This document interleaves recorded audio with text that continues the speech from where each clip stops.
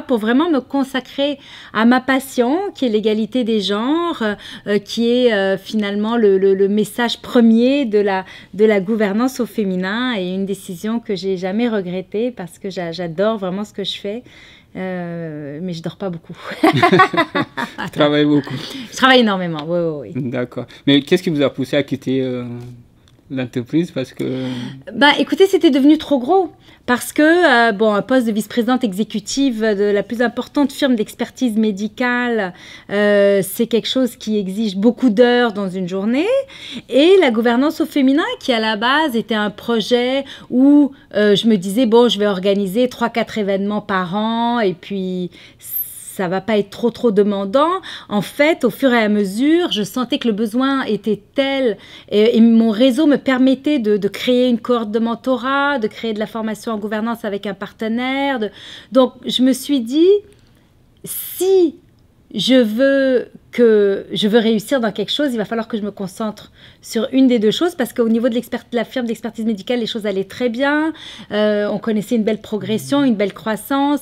Au niveau de la gouvernance au féminin aussi. Et je me suis dit que si je pouvais me concentrer sur l'un ou l'autre, eh bien, je pense qu'avec mes capacités, ma passion, mon réseau, ma persuasion, j'arriverais probablement à décupler l'un ou l'autre. Et j'ai fait le choix du cœur, pas forcément de la bourse, parce que évidemment que ça c'est beaucoup moins payant pour moi comme choix que ce que je faisais avant. Mais écoutez, ça a été une décision que j'ai prise avec énormément de motivation et que je ne regrette pas du tout, mais qu'il fallait prendre à ce stade-là. Ça fait maintenant à peu près, c'était en janvier-février 2017 que j'ai décidé J'avais pris cette décision en fait dès novembre 2016 que je voulais partir. J'avais donné ma démission en novembre 2016, mais évidemment le temps de fermer mes dossiers, transférer et pouvoir faire un saut, ça a pris quelques mois. Aujourd'hui, quelle est votre plus grande fierté en tant que présidente fondatrice de gouvernance au féminin? Écoutez, je dirais ma plus grande fierté, c'est d'avoir réussi à accomplir tout ce qu'on a accompli. Et je dis on parce qu'évidemment, je suis extrêmement bien entourée. J'ai 63 membres de comités qui siègent dans 7 comités. À la permanence, nous étions 2. Nous venons de doubler. Nous sommes maintenant 4. Alors, je vous dirais que ma plus grande fierté, c'est d'avoir réussi à faire tout ça avec l'engagement du monde corporatif, parce que malgré le fait que je sois très proche du gouvernement, autant provincial que fédéral, malheureusement, nous n'avons jamais obtenu de subvention.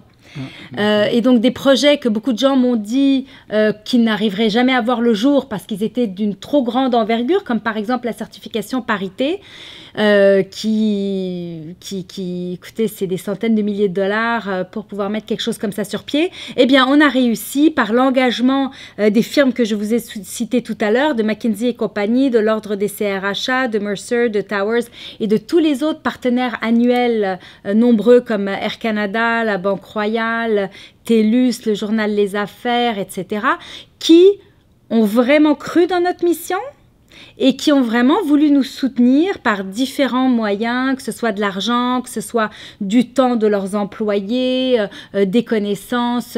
Beaucoup de soutien nous est venu. Et je vous dirais que c'est ça ma plus grande fierté, c'est de pouvoir me dire un an plus tard la valeur de tout ce qu'on a pu aller chercher sans aucune subvention.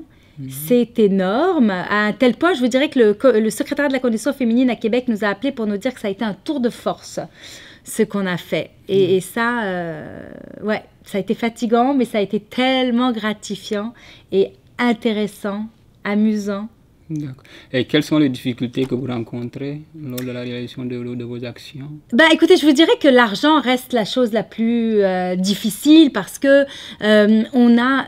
Écoutez, je ne peux pas vous dire le nombre d'idées à la minute qui me passent par la tête, mais j'ai tellement d'idées créatives, innovatrices que j'aimerais mettre sur pied, mais j'ai malheureusement pas les moyens pour avoir une équipe suffisamment importante. C'est tout nouveau, là, on vient tout juste de passer de 2 à 4. Alors, écoutez, j'ai travaillé 16 heures par jour dans la dernière année.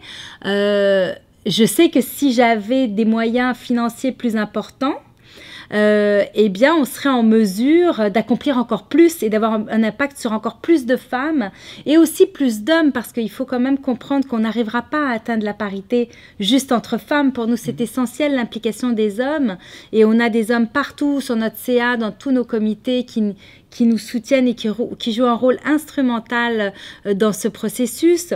Alors, ça reste ça, le nerf de la guerre, ça reste le financement, pouvoir payer pour des choses plutôt que de passer notre temps à quêter. Écoutez, quand on veut imprimer quelque chose, on demande les choses gratuitement. Quand on veut un site web ou refaire un site web, on demande toujours du soutien gratuit. Ça peut jamais être de la même qualité, et aussi, ça prend énormément de temps par rapport à simplement dire on va demander une soumission à 3 fournisseurs et choisir le meilleur. Donc, c'est vraiment ça, parce qu'au-delà de ça, je pense qu'on a une excellente réputation. Les gens... Sur les réseaux sociaux, il y a pas loin de 50 000 personnes qui nous suivent. Et puis, ce qui est extraordinaire, c'est de voir que le rayonnement est devenu international. C'est pas juste ici. Je suis amenée à parler un peu partout au Canada, un peu partout dans le monde. J'ai eu des invitations à m'adresser... évidemment plusieurs fois à Paris, à Londres, au Maroc, au Pérou, en Afrique du Sud, bientôt au Cameroun et à New Delhi en Inde où je reçois un prix prochainement. Donc ce rayonnement n'aurait jamais pu voir le jour sans les réseaux sociaux. Ça est pour nous une plateforme extraordinaire.